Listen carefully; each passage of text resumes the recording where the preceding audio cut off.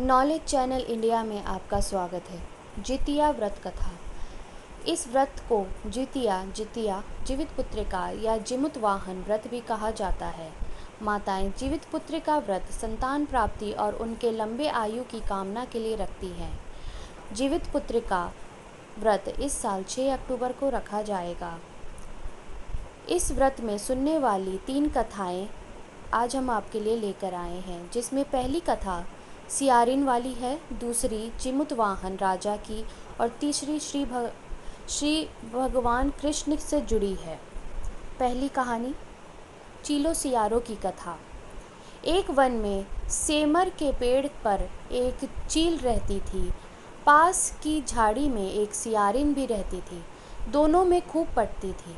चीलो जो कुछ भी खाने को लेकर आती, उसमें से सियारिन के लिए ज़रूर हिस्सा रखती। सियारिन भी चीलों का ऐसा ही ध्यान रखती। इस तरह दोनों के जीवन आनंद से कट रहे थे। एक बार वन के पास गांव में औरतें जितिया की पूजा की तैयारी कर रही थीं। चीलों ने उसे बड़े ध्यान से देखा और अपनी सखी सियारों को भी बताया। फिर चीलों सियारों ने तय किया कि वे भी यह व्रत करेंगी। सियारों और चीलों ने जितिया का व्रत रखा। बड़ी निष्ठा और लगन से दोनों दिन भर भूखे प्यासे मंगल कामना करते हुए व्रत में रहीं। रात होते ही सियारिन को भूख प्यास सताने लगी। जब बर्दाश्त ना हुआ तो जंगल में जाके उसने मांस और हड्डी पेट भरकर खाया। चीलों ने हड्डी चबाने की कड़कड़ की आवाज़ सुनी तो पूछा कि यह कैसी आवाज़ है। सियारिन ने कहा, बहन, भूख के मारे पेट गुड़गुड़ कर रहा है, उसी की आवाज़ है। मगर चीलों को पता चल गया। उसने सियारिन को खूब लड़ताड़ा कि जब व्रत नहीं हो सकता था तो संकल्प क्यों किया। सियारिन लज्जा गई, पर व्रत भंग हो चुका था। चीलों रात भर भूखे प्यासे रहकर व्रत पूरा किया। अगले जन्म में दोनों मनुष्य रूप में राजकुमारी बनकर सगी बहनें हुईं। सियारिन बड़ी बहन और उसकी शादी एक राजकुमार से हुई। चीलो छोटी बहन, उसकी शादी राज्य के मंत्री पुत्र से हुई। बाद में दोनों राजा और मंत्री बने। सियारिन रानी के जो भी बच्चे होते वे मर जाते, जबकि चीलों के बच्चे स्वस्थ और हट्टे कट्टे रहते। इससे उसे जलन होती। उसने कभी उनका सर कटवाकर डब्बे में बंद कर दिया, पर वह शीश मिठाई बन जाती और बच्चों का बाल तक बांका ना होता। बार बार उसने अपनी बहन के बच्चों को और पति को मारने का प्रयास किया, पर सफल ना हुई। आखिरकार दैव योग से उसे भूल का आभास हुआ। उसने क्षमा मांगी और बहन को बताने पर जीवित पुत्रिका व्रत विधान के से किया और उसके पुत्र भी जीवित रहे। अगली कथा गंधर्वों के राजकुमार का नाम जिमुत वाहन था। वे बड़े उदार और परोपकारी थे। जिमुत वाहन के पिता ने वृद्धावस्था में वानप्रस्थ आश्रम में जाते समय इनकी राज सिंहासन पर बैठाया, किंतु इनका मन राजपाट में नहीं लगता था। वह राज्य का भार अपने भाइयों पर छोड़कर स्वयं वन में पिता की सेवा करने चले गए। वन में ही जिमुत वाहन को मलयवती नामक राजकन्या से भेंट हुई और दोनों में प्रेम हो गया। एक दिन जब वन में भ्रमण करते हुए जिमुत वाहन काफ़ी आगे चले गए, तब उन्हें एक वृद्धा विलाप करते हुए दिखी। पूछने पर वृद्धा ने रोते हुए बताया, मैं नागवंश की स्त्री हूँ। मुझे एक ही पुत्र है। पक्षीराज गरुड़ के कोप से मुक्ति दिलाने के लिए नागों ने यह व्यवस्था की है कि वे गरुड़ को प्रतिदिन भक्षक हेतु एक युवा नाग सौंपते हैं।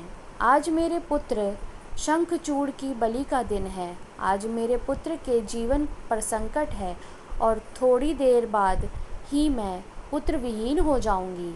एक स्त्री के लिए इससे बड़ा दुख क्या होगा कि उसके जीते जी उसका पुत्र ना रहे। जिमुत वाहन को यह सुनकर बड़ा दुख हुआ। उन्होंने उस वृद्धा को आश्वस्त करते हुए कहा, डरो मत, मैं तुम्हारे पुत्र के प्राणों की रक्षा करूँगा। आज उसके स्थान पर स्वयं मैं अपने आप को उसके लाल कपड़े में ढककर वध्यशिला पर लेटूंगा, ताकि गरुड़ मुझे खा जाए पर तुम्हारा पुत्र बच जाए। इतना कहकर जिमुतवाहन ने शंखचूड़ के हाथ से लाल कपड़ा ले लिया और वे उसे लपेटकर गरुड़ को बलि देने के लिए चुनी गई वध्यशिला पर लेट गए। नियत समय पर गरुड़ बड़े वेग से आए और वे लाल कपड़े में ढके जिमुतवाहन को पंजे में दबोचकर पहाड़ के शिखर पर जाकर बैठ गए। गरुड़ ने अपनी कठोर चोंच का प्रहार किया और जिमुतवाहन के शरीर से मांस का बड़ा हिस्सा नोच लिया। इसकी पीड़ा से जिमुतवाहन की आंखों से आंसू बह निकले और वह दर्द से कराहने लगे। अपने पंजे में जकड़े प्राणी की आंखों में से आंसू और मुंह से कराह सुनकर गरुड़ बड़े आश्चर्य में पड़ गए, क्योंकि ऐसा पहले कभी ना हुआ था। उन्होंने जिमुतवाहन से उनका परिचय पूछा। जिमुतवाहन ने सारा किस्सा कह सुनाया कि कैसे एक स्त्री के पुत्र की रक्षा के लिए वह अपने प्राण देने आए हैं। आप मुझे खाकर भूख शांत करें। गरुड़ उनकी बहादुरी और दूसरे की प्राण रक्षा के लिए स्वयं का बलिदान देने की हिम्मत से बहुत प्रभावित हुए। उन्होंने स्वयं पर पछतावा होने लगा। वह सोचने लगे कि एक यह मनुष्य है जो दूसरे के पुत्र की रक्षा के लिए स्वयं की बलि दे रहा है, और एक मैं हूँ जो देवों के संरक्षण में हूँ किंतु दूसरों की संतान की बलि ले रहा हूँ। उन्होंने जिमुतवाहन को मुक्त कर दिया। गरुड़ ने कहा, हे उत्तम मनुष्य, मैं तुम्हारी भावना और त्याग से बहुत प्रसन्न हूँ। मैंने तुम्हारे शरीर पर जो घाव किए हैं उसे ठीक कर देता हूँ। तुम अपनी प्रसन्नता के लिए मुझसे कोई वरदान मांग लो। राजा जिमुतवाहन ने कहा कि हे पक्षीराज, आप तो सर्वसमर्थ हैं। यदि आप प्रसन्न हैं और वरदान देना चाहते हैं तो आप सांपों को अपना आहार बनाना छोड़ दें। आपने अब तक जितने भी प्राण लिए हैं उन्हें जीवन प्रदान करें। गरुड़ ने सबको जीवन दान दे दिया और नागों की बलि न लेने का वरदान लिया। इस प्रकार जिमुतवाहन के साहस से नाग जाति की रक्षा हुई। गरुड़ ने कहा, तुम्हारे जैसी इच्छा वैसे ही होगा।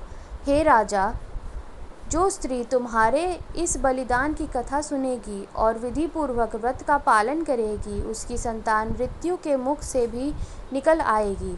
तब से ही पुत्र की रक्षा हेतु जिमुतवाहन की पूजा की प्रार्थना शुरू हो गई। यह कथा कैलाश पर्वत पर भगवान शंकर ने माता पार्वती को सुनाई थी।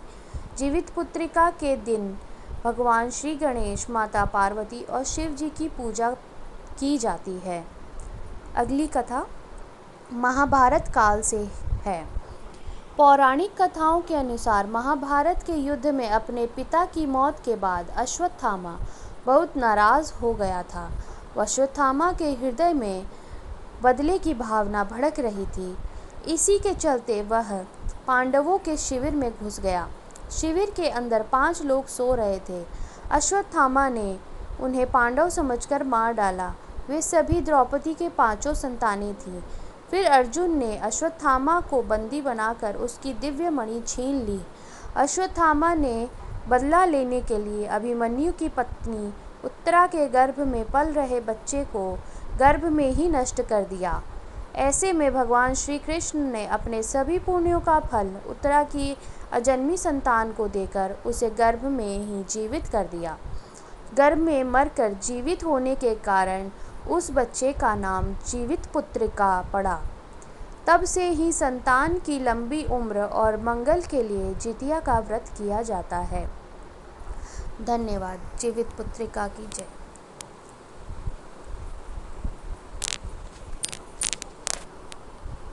Thank you for watching. Like, share and subscribe my channel.